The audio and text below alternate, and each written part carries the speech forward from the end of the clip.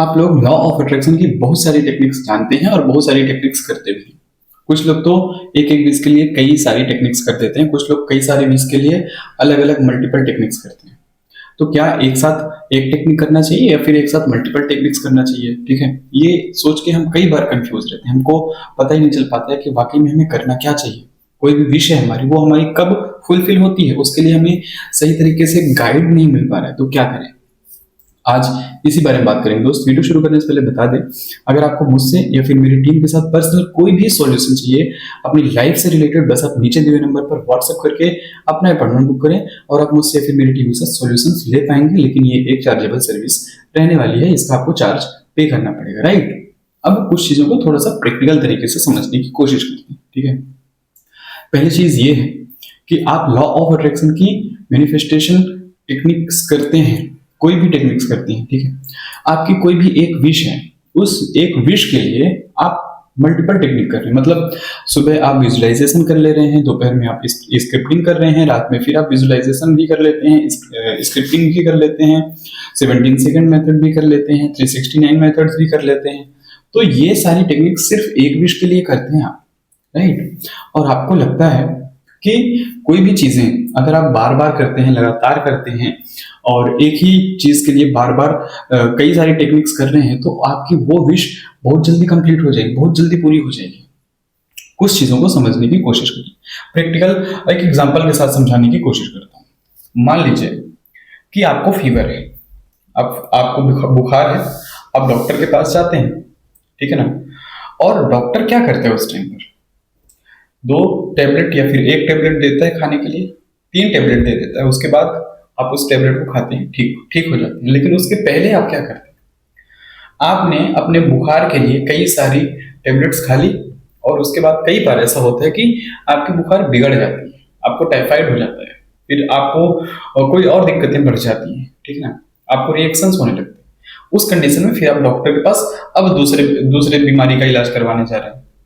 मतलब आपको जो चीजें चाहिए थी, जो जिस तरीके से चाहिए थी, जो राइट टाइम पर चाहिए थी, वो चीज आपने नहीं किया, लेकिन आपने अपने तरीके से यूज करके, कोई भी दवा यूज करके इस बीमारी को और बड़ा कर दिया, राइट।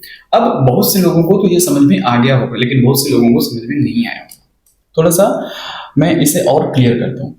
आपकी कोई भी विषय, कोई भी डिजायर है, जिस भी तरीके से आप चाह रहे हैं, जिस भी तरीके से आप मैनिफेस्टेशन टेक्निक्स कर रहे हैं, वो टेक्निक्स सारी सही हैं, सब कुछ आप सही कर रहे हो, ठीक है। बशर्ते आपकी तरफ से 2 मेजर गलतियां हो रही हैं। पहली गलती तो ये हो रही है कि आपको कहीं ना कहीं डाउट हो रहा है आपको खुद के ऊपर, डाउट हो रहा है आपकी टेक्निक्स के ऊपर, डाउट हो रहा है तो यूनिवर्स के ऊपर, डाउट हो रहा है तो ये चीजें सोच कर कि शायद मैनिफेस्टेशन टेक्निक काम करेगी नहीं करेगी, मतलब आपके अंदर ये कंफ्यूजन्स रहती हैं। तो देखिए दोस्त, आप लॉ ऑफ अट्रैक्शन की कोई भी टेक्निक करें, कोई भी टेक्निक जो भी आप जानते हैं, सारी टेक्निक वर्क करती है। एक एक करके कोई भी टेक्निक आप करके देख लीजिए, वो हर टेक्निक पे रिजल्ट आपको मिलेगा, पहली चीज।